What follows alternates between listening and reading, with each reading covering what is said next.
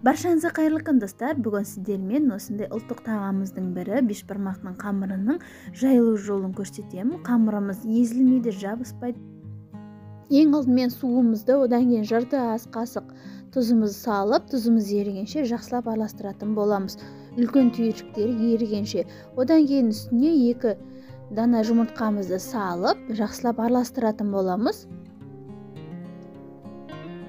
Жақсылап араластырып болғаннан кейін үстіне мен осылай керекті ұнымды өлшеп бірден салдым. Өйткені аз салсаңыздар қамырларыңыз жұмсақ болып кетуі мүмкін. Сондықтан біркелкі өлшеп салған дұрыс. Сонда қамырларыңыз қатты әрі керемет болып шығады. Басында қасығымызбен қамырымызды араластырып аламыз. Одан кейін қолдың көмегімен жақсылап елейтін боламыз. Өлшеп алған ұнымызды басында бірікпеуі мүмкін. Одан кейін елеу барысында қамырымыз өте керемет болып шығатын болады. Міне қолдың көмегімен жақсылап елейміз. Оны бір түйіршікте қалмауы керек. Иығы қанғанша әбден жақсылап елейміз. Міне елеп алдық, бір түйіршікте қалдырмай. Енді бұны жарты сағатқа тындырып қоямыз тегештің астына немесе салафанға. Міне елеп алған қамырымызды енді теңде 2-ге бөлетін боламыз. Бір бөлігін домалақтап тегешіміздің астына салып қоямыз. Одан кейін екінші бөлігінде дөңгелектейміз. Осы дөңгелектеу барысында қамырымыз тегіс шығу үшін шеттерін тегіс қып дөңгелектейміз. Оқтаудың көмегімен қамырларымыздың шеттерін жайып, ұнды сеуіп отырып, қамырымызды жаямыз.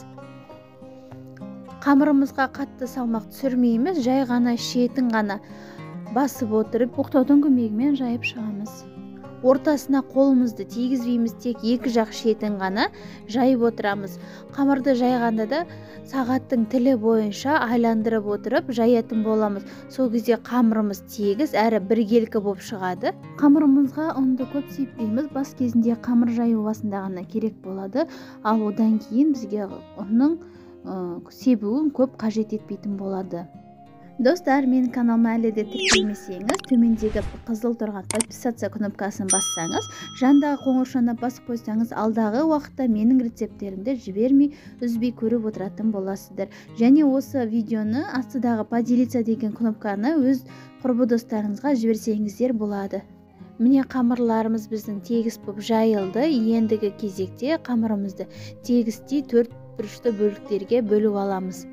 Қамырларды көп немесе алдын ала елеп қойғыларыңыз, жайып қойғыларыңыз келсе, онда осындай киім салатын арнайы таза салафанды сатып алып, қамырдың астына жайып, одан қамырларды үстіне қойып, 4 бұрыштеп орап морозилинге қатып қойсаңыздар болды. Тек асты тегіс жерде тұру керек. Одан кейін келесі жолы қамырды шығарғанда, қамырды жарты сағат бөлме температурасында ерітіп, одан кейін барып қамырды оратылған бөліктерден ашып, одан кейін барып қамырды осылайна пісіріп алсаңыздар болады. Достар, егер сіздерге видео пайдалы және ұнап жатса, астыдағы төмендегі өз пікірлеріңізді жазып, және лайк басып кетулеріңізді сұраймын. Және каналыма тіркелмесеңіз тіркеліп, қоңыршаны басып қойыңыздар, алдағы уақытта осындай керемет рецепттер шығатын болады. Сіздермен болған ақмарал, көп рахмет.